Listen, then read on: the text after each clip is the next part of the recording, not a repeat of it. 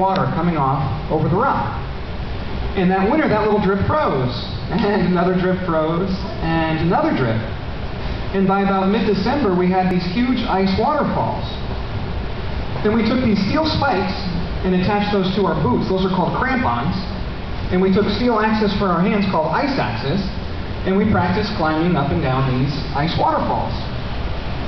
Now, here in Iowa, these waterfalls are only about 40 or 50 feet high. But on Mount Everest, we're going to use the same technique to climb a wall that's over 7,000 feet high. So a big part of preparing for your Everest dream, again, whatever your Everest dream might be, is being creative to use what you've got around you, to use what you've got to get what you want. So we took this Everest dream and we broke it down into the little steps, right? And then we had to test all these skills we had built.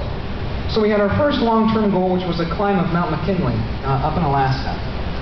And we went to Alaska and we took all these skills that we had developed over the years to practice for a climb on a mountain like Mount Everest. So after you guys have set your compass and you've identified what your dream is, the second thing we just talked about is you have to break it down.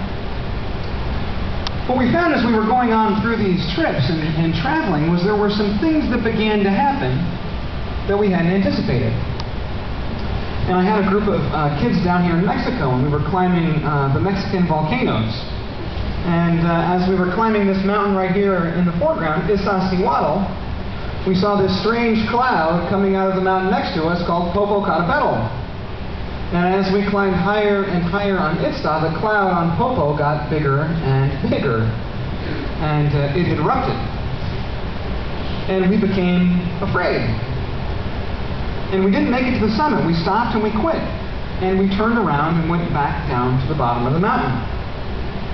Now this eruption, it wasn't something that we could have anticipated. It wasn't something we were prepared to deal with. But what I realized is we're going after our Everest dreams. Again, whatever your dream might be. Things are going to happen that we haven't anticipated. And if we're going to be successful, we're going to have to deal with those. So as a climber, I've realized that fear really can get in our way of having success. And there's two reasons why we become afraid. The first is because we're doing something that we shouldn't be doing. And fear is kind of our body's way of protecting us. You know, fear kicks in and it tells us to stop and to turn around and to go back to safety.